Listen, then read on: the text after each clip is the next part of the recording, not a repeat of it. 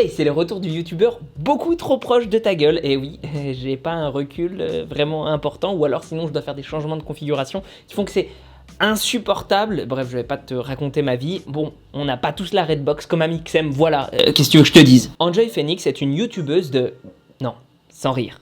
Franchement, qui connaît pas Enjoy Phoenix? Est-ce que j'ai vraiment besoin de la présenter? Je pense qu'il y a plus de gens qui vont débarquer sur cette vidéo qui me connaissent pas moi. Réparons cette injustice. Tu veux apprendre l'anatomie et en même temps décorer fièrement ton salon? Ça tombe bien, j'ai lancé les posters L'anatomie des guerriers pour ton plus grand plaisir. Tous les muscles superficiels détaillés et répertoriés. Et par-dessus le marché, pour accompagner ça, j'ai aussi lancé une formation afin de t'en servir au mieux. Plus de 4 heures de vidéo, un document de 200 pages bourré de schémas biomécaniques et d'exercices optimaux, ainsi qu'une autorisation de réutiliser les 10 schémas gratuitement dans tous tes projets. T'attends quoi? Tous les liens sont disponibles en description. Bienvenue sur Geek and Fit. L'objectif de cette chaîne autour du sport est simple, remettre l'individu, c'est-à-dire toi qui regardes la vidéo, au centre des priorités. Formulé autrement, mon objectif, c'est que tu progresses. Pas de méthode miracle, magique, pas de bullshit. Je te donne mes sources et je te dis quand j'en ai pas. Je vais peut-être utiliser des mots compliqués, je vais sans doute avoir l'air condescendant. Ne t'y trompe pas, c'est parce que je vais t'expliquer les choses sans pour autant te prendre pour un ou une idiote. Pour progresser, il y a deux solutions. Soit qu'on t'apporte quelque chose de positif, soit qu'on te retire quelque chose de négatif. Aujourd'hui, on va plutôt aller vers la deuxième option. Bon, il faut savoir que je connais personnellement Enjoy Phoenix, ou comme je l'appelle plus communément Marie Lopez. Car oui, avant d'aller émigrer en Belgique, celle-ci était lyonnaise. La patrie de mon cœur. Sasageo, Léon Kun. Et il s'avère que pendant le confinement, nous sommes allés faire nos courses dans le même supermarché. Une seule fois. Oui. No fake. Nous avons donc discuté brièvement. J'ai tenté de faire ma pub en lui donnant ma carte parce que je suis ce genre de rat. Et après, j'ai foutu mon foie de bœuf dans le caddie. Parce que bon, on rigole pas avec le foie de bœuf. On peut donc dire qu'au prorata du nombre de gens qui la suivent sur les réseaux et qui n'ont jamais eu l'occasion de discuter avec elle, je suis un petit peu comme un confident intime. Elle aurait dû y repenser avant de faire cette vidéo. Marie, je serai toujours là pour toi, bébé. La prochaine fois, je vous raconterai comment je suis devenu l'amant caché du JDG après une journée de tournage avec lui pour une pub Rise of Kingdom. Je suis perfectionniste!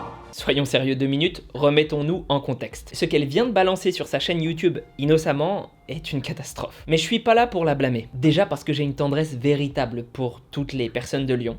Que voulez-vous? Je suis chauvin, mais aussi car je considère qu'elle est avant tout une victime. Une victime avec plus de responsabilités que la moyenne, mais une victime tout de même. Elle est tombée dans un piège marketing bien rodé, qui s'appuie sur des croyances ancestrales ainsi qu'une bonne grosse dose de pseudosciences. Aujourd'hui, mon objectif, c'est d'éviter que vous aussi, vos familles, vos connaissances, vos amis, tombiez aussi dans ce même piège. Véritablement tentaculaire d'ailleurs, qui s'étend sous le radar de la saine suspicion. Ce qu'elle a fait, une innocente cure de jus de fruits et de légumes pendant 2 jours. Une broutille, me direz-vous. Ça n'est pas ça qui va la rendre malade ou en mauvaise santé. Et vous aurez raison. Cependant, laissez-moi le bénéfice du doute et le loisir de décortiquer son discours. Vous verrez émerger l'envers du décor bien assez tôt. Débunkons. On a des gros coups de barre quand on mange beaucoup, c'est pour cette raison parce qu'en fait la digestion demande beaucoup d'énergie et donc parfois à cause de ça le corps n'a pas juste le temps de se nettoyer en fait, d'enlever toutes les impuretés qu'on a dans les organes etc parce qu'il est concentré sur la digestion. Non, en fait le corps il a absolument le temps de tout faire, sinon on vivrait pas. D'ailleurs, si l'énergie utilisée pour la digestion était si problématique, alors on n'aurait pas de meilleure performance sportive quand on a le ventre plein, ou en tout cas pas complètement vide. Il semblerait en fait que l'effet coup de barre soit plutôt relié à la stimulation du nerf vague. Il passerait pas trop loin de l'estomac et quand celui-ci est rempli, ça appuierait dessus et ça nous mettrait dans un état un peu patraque. À prendre avec des pincettes car je n'arrive pas malheureusement à retrouver la source de cette affirmation. Les cures de jus c'est connu, reconnu depuis des années. Pendant des milliers d'années, l'humanité a cru à des licornes et des dragons. J'ose espérer que tout le monde est d'accord aujourd'hui, à part peut-être en Corée du Nord, pour dire que l'homme n'a jamais côtoyé ces animaux si jamais ils ont existé sous la forme qu'on leur connaît un jour. Du coup, la croyance millénaire n'est pas une justification valable. Et après, il y a toujours des partisans pour et contre. Comme chaque chose qui existe sur cette planète, et encore plus depuis ces dernières années, manière de manger arrive et se démocratise, comme par exemple le keto, le sans gluten, le vegan, etc. Mais bref. Il y aura toujours en fait des gens qui seront d'accord avec vous et des gens qui seront pas d'accord avec vous. Tout à fait, il y aura toujours des personnes qui ne seront pas d'accord. Et c'est d'ailleurs pour départager tout le monde sur des questions importantes qu'on a créé la science. Science, bitch! Moi, j'ai décidé d'essayer parce que je pars du principe qu'on peut pas donner son avis si on n'a pas testé. Voici ma chaussure. Enfin, l'une de mes chaussures. J'émets le jugement qu'elle n'est pas très bonne gustativement parlant, et ce, sans l'avoir goûtée. Faut-il que je la mange pour que vous me croyiez? J'espère avoir fait la démonstration que « il faut tester pour juger » n'est pas un argument valable dans toutes les situations. Sachant que mon but premier n'est pas de perdre du poids puisque je suis en prise de masse musculaire mais que ces 2 prochains jours je ne vais pas manger de protéines. Marie, si tu es en prise de masse comme tu l'as indiqué et que tu ne fais que boire des jus sans protéines, au mieux tu prendras de la graisse si tu prends du poids, et j'en doute sincèrement. C'est presque mathématique, enfin plutôt biologique. Les protéines sont les briques de construction de ton organisme. Et même si les plantes sont parfaitement capables de synthétiser des structures rigides à base de polymères de glucose, nous, non. Ça, c'est pas de l'écorce, ça, ce sont pas des feuilles. Je s'appelle Groot. Je sais aussi pourquoi je le fais, c'est pour nettoyer mon corps de toutes les impuretés que je peux avoir, surtout ces derniers temps. Cite-moi une impureté, alors. Une seule substance toxique qu'une cure de jus élimine mieux qu'une alimentation variée et équilibrée. Sors les rames, parce que c'est impossible. Des gens très sérieux, et certains moins sérieux, ont essayé. Encore, tu aurais mis des légumes complets. Ok, t'aurais pu utiliser l'excuse que je donne dans cette vidéo. Mais là, non.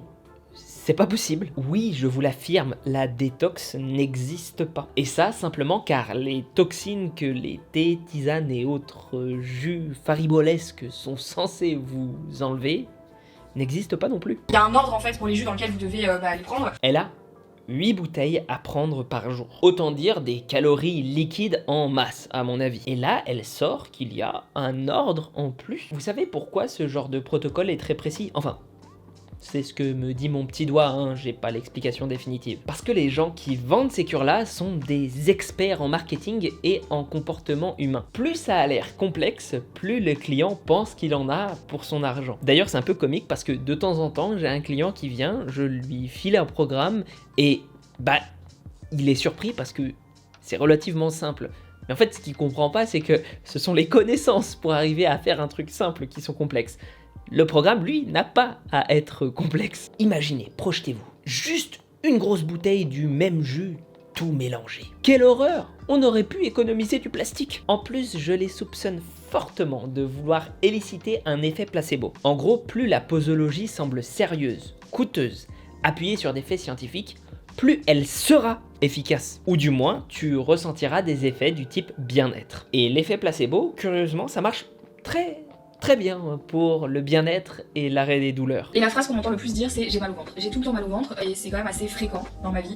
C'est comme ça. Je sais que le stress influe aussi beaucoup sur les maux de ventre et moi je pense que ça n'aide pas, clairement. Et là, pendant ces 2 jours de cure, aucun mot de ventre. Vraiment rien du tout. Appelez-moi l'oracle. Et non, je n'ai pas vu la vidéo en entier. En fait, je faisais une sorte de react, mais à l'écrit. J'ai eu pas mal de mal à me réveiller ce matin. Je crois que mon corps était un peu en pause. Du coup, je suis un peu fatiguée.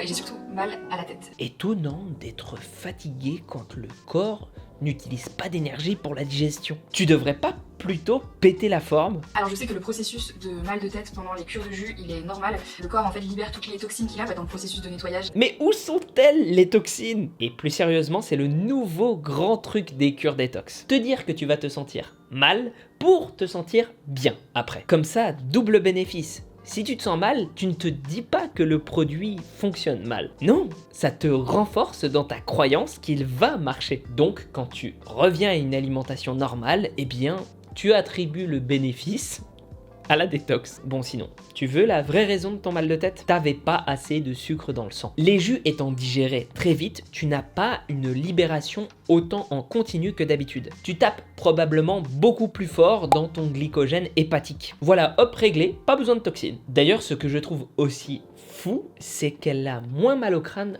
après avoir bu ses jus, mais qu'elle semble pas faire le lien. Si les jus aident à détoxifier après les avoir bu, tu devrais avoir encore plus mal, car il y a plus de toxines. Ce qui est fort, c'est que ce sont généralement les mêmes personnes derrière qui vont te dire que les pics d'insuline, c'est très problématique et que ça fait grossir. Sauf qu'à te nourrir que de jus, v'là les pics que tu vas te taper. Qui, justement, provoqueront ces symptômes d'hypoglycémie. Vous savez, en fait, sur la langue, quand on a quand des fois on a la langue un peu pâteuse, un peu blanche, etc. En fait, pareil, ce sont c'est un signe en fait que le corps est en train de se détoxifier. Allons voir sur Google rapidement. Les causes de la langue blanche ou langue saburale. Une déshydratation, une hygiène buccale insuffisante, une maladie digestive cardiaque ou systémique, la consommation d'alcool, le tabagisme. Ah, je ne vois nulle part une détoxification.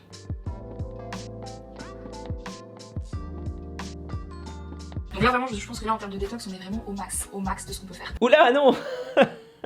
Mais j'aimerais bien. La détox, c'est pas que ça. Ce sont de multiples ustensiles chers, farfelus, inutiles. Des cures toujours plus dangereuses, des pratiques inadmissibles. Bref, c'est tout un monde charmant qu'il vaut mieux ne pas côtoyer. Et c'est la raison qui me pousse à faire cette vidéo. La détox, ça met en danger, ça peut même aller jusqu'à tuer ou mettre en difficulté financière certaines personnes puisque ça coûte cher et que ça n'est pas utile. En fait, surtout généralement, ça donne de faux espoirs à des personnes qui peuvent être en besoin d'une aide médicale sérieuse, enclenchant un retard de diagnostic qui parfois peut être fatal. Qu'une influenceuse aussi populaire en fasse la promotion directement m'attriste. Car je sais très bien qu'elle ne pense pas à mal ou à vouloir faire un bad buzz. Et ça veut dire qu'elle a été convaincue par ce type de discours. Autrement dit, ce discours est tellement convaincant, semble tellement aller de soi qu'elle n'a même pas pris le temps ou l'énergie de faire vérifier ça scientifiquement à quelqu'un de compétent avant de le balancer devant plus d'1 million d'abonnés potentiels. Et peut-on lui en vouloir? Elle a l'air sincère, honnête et surtout, elle s'est déjà pris des shitstorms.